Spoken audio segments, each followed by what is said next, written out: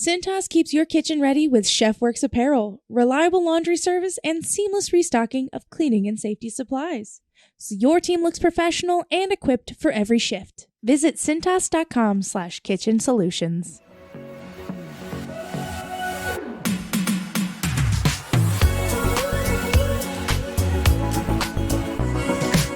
Welcome to Menu Talk, a weekly podcast from Restaurant Business and Nation's Restaurant News. I'm Pat Kobe, Senior Menu Editor of Restaurant Business.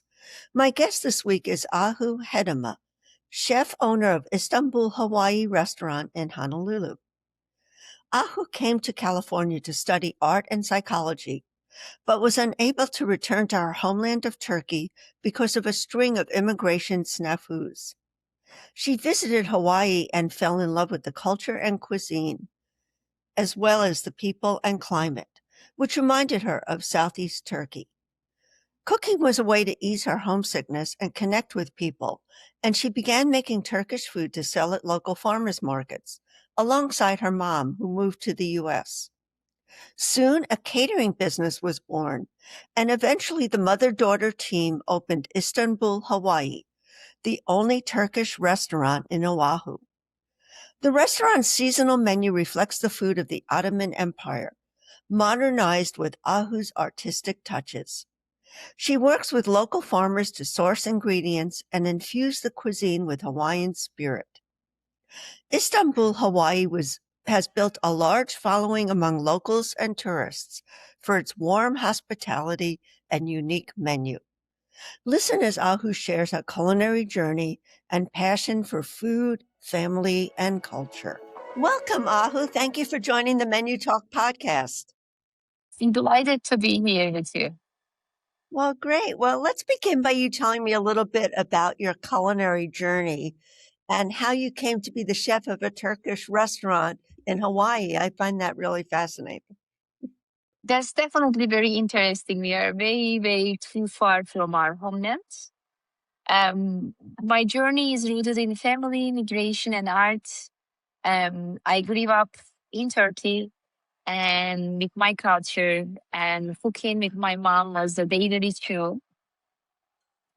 So, because the food is her language of love, this is how she nourish you, nurture you, love you. You know, if she loves you, she will cook for you. So cooking was a very natural part of my daily life, and especially cooking with my mom. And Hawaii became home over my immigration problems because I wasn't able to go back home for over about 12 years, which is a very long time. I was told not to leave because even though I done nothing wrong, I cannot leave before I correct my situation. They may not allow me. So all those immigration, which you see today, which is happening too, that has been actually happening for a long time. I think it's just very transparent today that we see how immigrants are treated. And Hawaii is very much looking like where I come from. I'm from the southern coast of Turkey. It's just very beautiful. We have a beautiful Mediterranean Sea and abundant with sunshine, palm trees. And when my husband brought me here, and at that time he was my boyfriend, he told me, you have to see Honolulu because it just looks like where you come from. And I felt like I found home away from home. People also in Hawaii are extremely lovely. They are very warm-blooded and welcoming. It just felt right to be here and wait here until my immigration problems resolved. So did you come here to go to school, or were you? Yes, I came to originally San Francisco, and I study animation and visual effects and psychology. So my background is rooted in arts and psychology versus culinary. And the culinary part comes to me through my mother. Got it. Okay. Well, I mean, restaurants, and you need a lot of psychology and you need to be artistic. You do. Restaurants. You do. Absolutely. And I do apply this knowledge every day to what I do. Yeah. And cooking when I wasn't feeling well. I was having anxieties, and when I was diagnosed with PTSD, that's when my mom stepped in and she came to US to visit me. And she's like, you're not going to using these medications and this. We are going to do this with the food. So she did really, of course, it's not just the food, but her presence, her love. All those things combined became my medicine, and I started cooking with her again. And it just became a daily ritual. We started to share our food with our neighbors.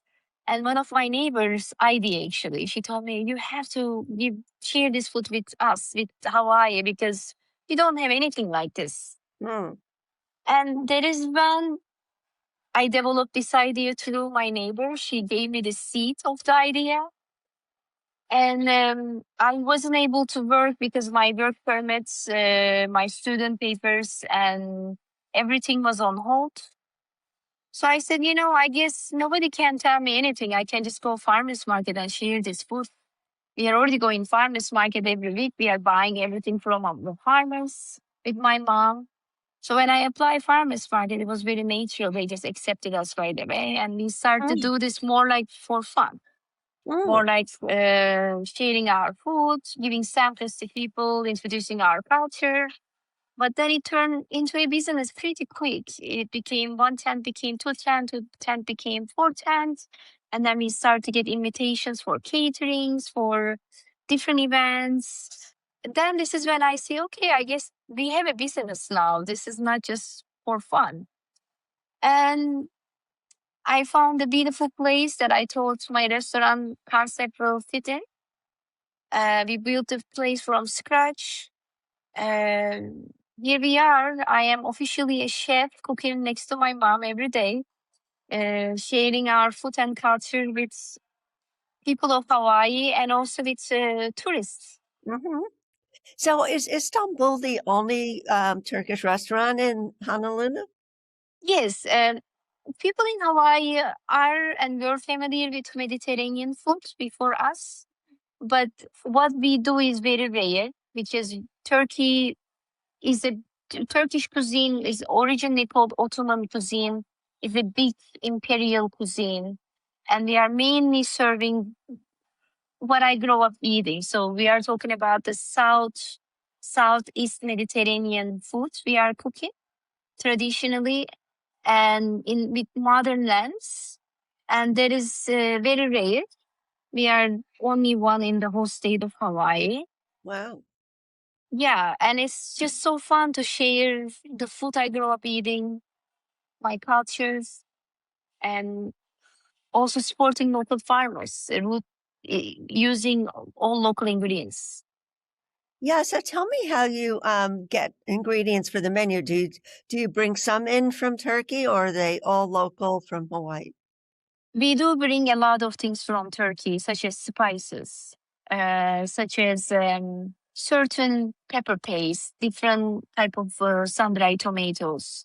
Those has to come from Turkey to really give the integrity to the food we make here, because otherwise it wouldn't taste like back home. But at the same time, the menu changes through seasons, and Hawaii doesn't have a traditional seasons, but winter we do dishes more warm, hearty. Like we are gonna go in spring season soon, the dishes will be more lighter, greener. So things changes through seasons.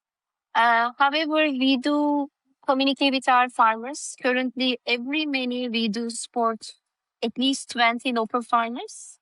And then we are in communication with the farmers and what are you going to be growing soon? What is coming up soon?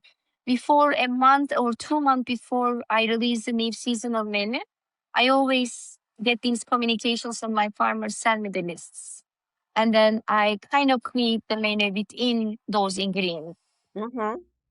Do you have farmers who started growing things just for you? We do. We do have 2 dedicated farmers, and they do grow for us a lot, especially the edible flowers, certain types of peppers, certain type of eggplants. And we have one farmer strictly growing Turkish eggplants for us. So we are very fortunate that we are able to collaborate with the local farmers in this scope. And so how do you bring some Hawaiian flavors or perspective to the menu? There is a word for it. Maybe you could pronounce it better than I can. But, tell me about that. Yeah, we call our cuisine is rooted in Aina. Aina means in Hawaiian word is earth, land, Oh, and that is the principle of our cuisine. That's why we communicate with the farmers. We see what they are growing. We want to also support them. And it is an unfortunate truth in Hawaii. When I talk to chefs who has been in Hawaii, cooking for Hawaii for over 20 years, they tell me in their time, at least it used to be between 60 to 80% they were able to source locally. And now maybe 5 to 10% of the farmers left. So it is very, very hard to source locally. You really have to communicate with the farmers. So this is our backbone of our cuisine. Because we believe, and my mom's taught me this way. If you get it fresh as you can, whatever you do, get it fresh, it will taste better. So the nature will already give the flavors for you. You don't right. have to be an extraordinary chef to make things delicious. Mainly, you do need good ingredients. Good ingredients are everything of any type of cuisine. And this is why we rooted our cuisine in Aina, land of Hawaii. We don't cook Hawaiian flavors. When you step into our restaurant, you're not going to be really tasting Hawaiian local flavors. This is not what we do. But we do source almost everything locally as much as we can. Great. Well, that's really interesting. And you've also brought a modern touch to the menu while Yes. keeping, sticking to your mother's recipes and what she taught you, but you've brought it up to more modern techniques and time and maybe dishes. So why don't you talk a little bit about that? Yes, every season before we release new dishes, we are very fortunate because when we say like imperial cuisine, Ottoman cuisine, our options are unlimited. Mm, It's a grand cuisine. It is in terminology. It is one of three grand cuisines. So we have so much options selection to cook from. So which makes every season very exciting for us because we sit down with my mom like, oh, we can introduce this now. Now this season we can introduce this. That's the most fun part of our work. And also we look at the ingredients coming in through our farmers, and then we decide what we want to introduce for the next season to our guests. Why my mom really likes to cook traditionally, and she want to introduce everything that has been done 700 years, 1,000 years. I am more like, okay, like let's give this traditional flavor, but how we can make the plate look more artistic, how we can modernize this a bit more with our personal touch. This is what makes it our food. That's what makes it our cuisine. And we collaborate like this. She cooks for me, and then I go cook for her. I plate for her, and the dishes start to evolve through our own touches. And we introduce the dishes to our team. We get feedback from our team because we think our team is our most important guest, is our first guest. mm. And then if we get the thumbs up, then you find the dish in the menu. So that's where your artistic background comes in. You make the plates look beautiful and Yes. nice. So right now you're running the winter menu, a winter lunch and dinner menu. What's on that, and what do you expect to start serving in the spring? Because hopefully that isn't too far away. Yeah, it is not. So right now our menu is very warm, very hearty. We have a lot of warm spices. We have a lot of dishes that they are cooked long time, like 8 hours. Some dishes cook 12 hours, more slow cook. which the dishes you cannot really do at home because so much time or um, that's what we like to do also. We like to cook dishes which we feel like it will be too much work for the guests to cook. Right. And when they come in here, they can enjoy these dishes. I would say that is more focused on that this season. But the next season, the menu will turn green. It will be light. It will remind you the color of the clothing will remind of you spring. It will be very lively, if I pronounce that right, and very bright. Nice. I'll look forward to that everywhere because it's very gray right now, in New York anyway. But you also offer like an elaborate Sultan's table, which is a tasting menu, and that's something that's $265, but many courses. So can you like detail some of the things that you serve on the Sultan's Yes, table? absolutely. It is actually a shared course. It is not just for one person. You can easily share up to 3 people, even 4 if you don't eat much. We call it more like sofra in Turkey, means a table.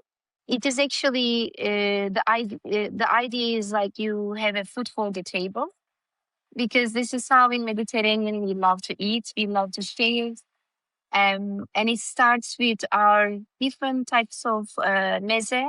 Mezze is a small dipping dishes we serve in the restaurant where you can share with the table. Comes with 72-hour fermented sourdough bread, our daily soup, our winter salads, and composition of our charcoal tradition, which we call like a whatever we cook charcoal that day that you find on the table. That's the composition of different meat selections. So it is very hearty.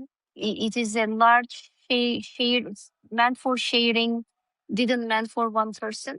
And our guests love it. It's just almost like your table turned into a feast table.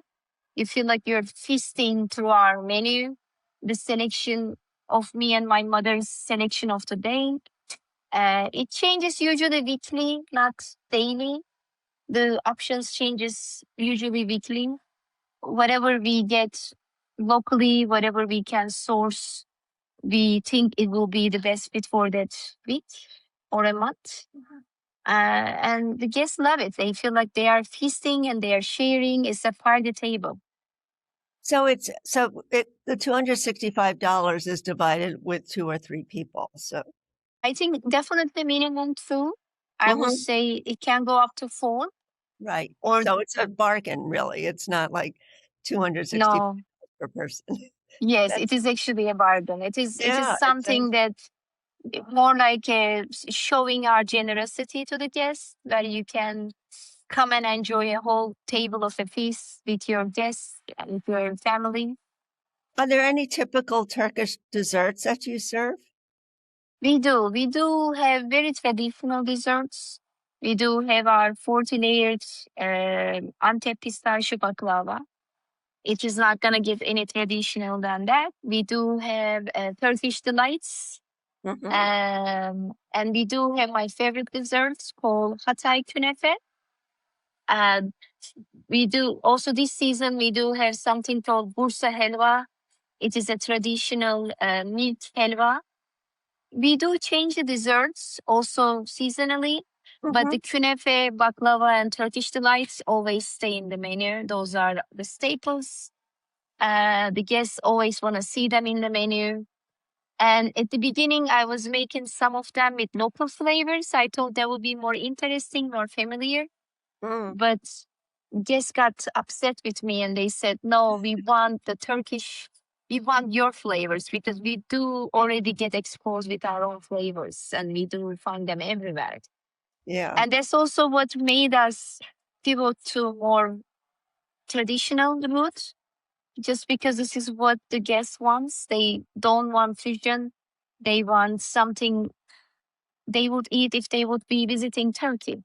Right. And this is what we do. You just step in where we come from in the middle of Pacific Ocean. That's what we have created. Yeah, it sounds amazing. And do you get you said you get locals, regulars that come in, but also Absolutely. tourists? There are tourists We that come. do. We do have a lot of tourists also coming, Japanese tourists, Korean tourists, local mainland tourism, European people. We do have all types of people come in our place, but also we recognize locals are so precious for us, because if they don't come back, that means we are not doing something right. And we definitely pivot some dishes according to what we think they will love. We have a few adaptations like that for our regular guests. But most dishes are, yeah, you will step in and you will feel like you are stepping somewhere in Turkey, or our home in Turkey. And this is the whole idea behind the restaurant creation. Is the decor does it have memories of Turkey for you as well? Definitely. I mean, everything here when you step in is come from Turkey. Our Mm, glasses, our napkins, our wow. tablecloths. We have so many copper items we brought from Turkey. Many Mm. dishware, silverware are from Turkey. So you definitely have so much touches that were shipped here from Turkey, just for guests feel like they step in somewhere in Turkey. Are you able to go back now and visit? Yes, now I'm a That, US citizen. oh, good. I received an apology, formal apology for my case. But after 12 years, that has been a long time. Wow. But at least everything's great. I'm very grateful. And I'm actually very grateful all my journey.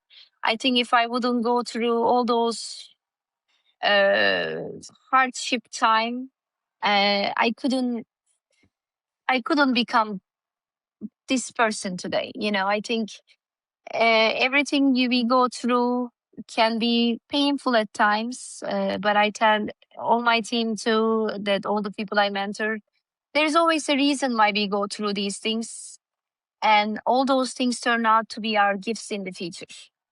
If you become stronger, you become more beautiful person out of it. You become who you meant to be. So I'm very grateful for my journey. I'm a US citizen today. I can go back and come back anytime I like to. So my story ended happily. Oh, good. And I hope everyone's story ends this way. However, it was a hard journey. It was a hard journey. Cintas keeps your kitchen ready with ChefWorks apparel, reliable laundry service, and seamless restocking of cleaning and safety supplies. So your team looks professional and equipped for every shift. Visit cintas.com/kitchen solutions.